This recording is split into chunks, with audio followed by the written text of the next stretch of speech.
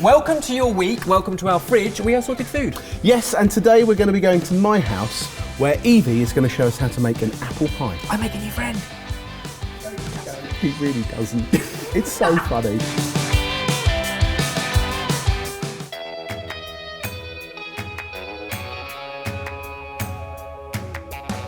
Apple pie, family get-togethers, something that my nan always makes, and she makes a bloody good apple pie.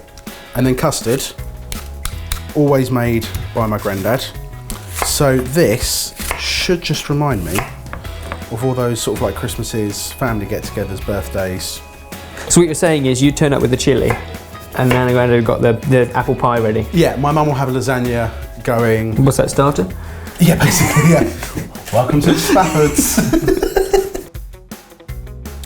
I am peeling what must be 1 season's worth of fruit off an apple tree. An orchard of apples.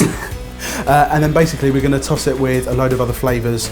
We've got orange zest, we've got some ginger, we've got some vanilla and sugar, obviously. And that's going to form the filling to our pie. So I've just started that pastry, which is rubbing cold butter into flour until it looks like a breadcrumb consistency. Can you do that with your hot little hands? I have to work quickly and nimbly with my fingers. Stir through sugar and then bring it together with a couple of eggs. Oh, shout. Fingers together like a paddle and mix it. Oh, hot little hands. This is going to be a problem today. So loads of pastry, but 2 separate pieces. One will be the base, one will be the lid. Both can be cling filmed and chill up in the fridge. Spen's made a pastry, let it chill, been to the pub, had 2 gin and tonics, and I'm still peeling apples. You're doing a great job. It's a big family apple pie, so it does need lots of apples. 6, it's apple, orange, ginger, cinnamon. Put some vanilla bean paste.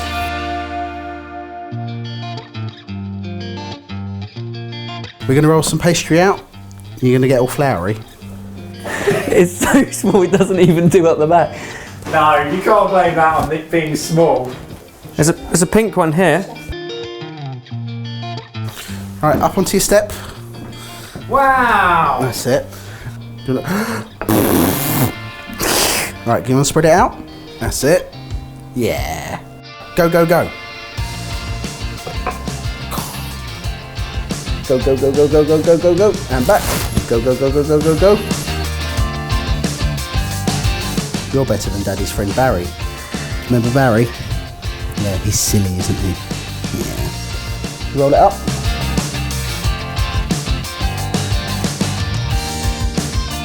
Do you want to do some? Okay. Now you know how well you did that rolling out before. We've got to do it again. We now need a lid. Ready? Do you want to start it again? Yeah. Whoa! Oh, you're strong. Go, go, go, go, go, I wonder if she's looking for a job. And all we've got is a little bit of egg white glue. Does it fit? Yeah. Fist bump. Yeah. Wow. Look at this pie that you've made. Here's your brush. Right. Do you want to paint that?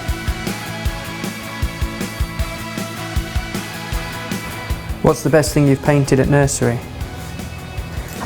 Uncle Ben's not a friend yet. She's like her father, selective hearing. I'm going to pretend I didn't hear that. 50 minutes in an oven and then you can have apple pie for your tea.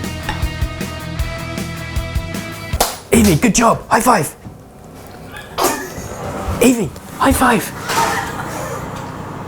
Fist bump. Can I get a high five? Yeah. Guess who's Daddy's little girl? Fist bump.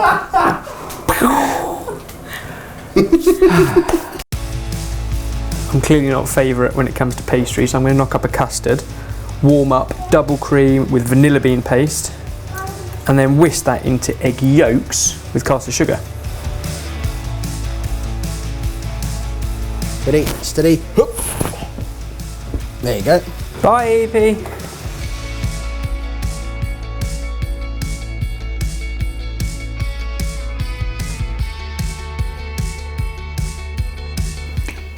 Great. And because all of those apple juices cook down into it, you get this whole kind of like, even the pastry takes on that apple flavour. Obviously, I've got the memories of the tradition as it was when I was growing up, and now I've got an opportunity to pass that down to her and get her involved. I've finished my pie, so the questions are coming out. Okay, the answer is not allowed to be steak. What is the food ingredient that is a must-have and always in your fridge? Chorizo. And it lasts a lot longer. Because it lasts longer, and you can put it in loads of different stuff, whether it's pastas, whether it's... Everything. I do put it in everything. What movie meal scene is your favourite and why? Okay, one that comes to the... Sorry, what was that? The LOL dolls are weeing in the bath. The one that comes to the front of my mind, and purely because we watch it on pretty much a weekly basis at the moment with her, Mrs. Doubtfire, in the restaurant where Robin Williams keeps skipping in between being like the dad and being Mrs. Doubtfire. And yeah, I just think that End to end as a scene is hilarious. Great. Such a great film. it's a really good film. This takes some thinking about. Okay. If you were to travel the world blindfolded with only one person to describe everything to you, who would that one person be? I reckon you could go two directions for this. So I reckon one is you go down the film director route, because their job is to show you everything in their world. But my answer is going to have to be Sir David Attenborough. If he could narrate your world Imagine going around the world. Evie agrees. Evie agrees. I've only ever heard him narrate wildlife stuff, but you can imagine him reading out the departure boards at an airport, like that kind of stuff. It's like, just everything about it would just be epic. The bus is late.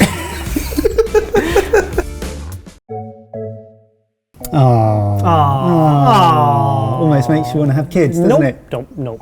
Now, you might remember, end of last year, we did a Kickstarter for desserts in duvets, and it went unbelievable, but not all of you managed to get a copy. But because we are lovely people, we have done another run of 300 copies so that you can get hold of one right now. And if you're a member of the book club or digital club, you get a whopping discount on them. Open it up, show them what's in it. Look at that. Recipes.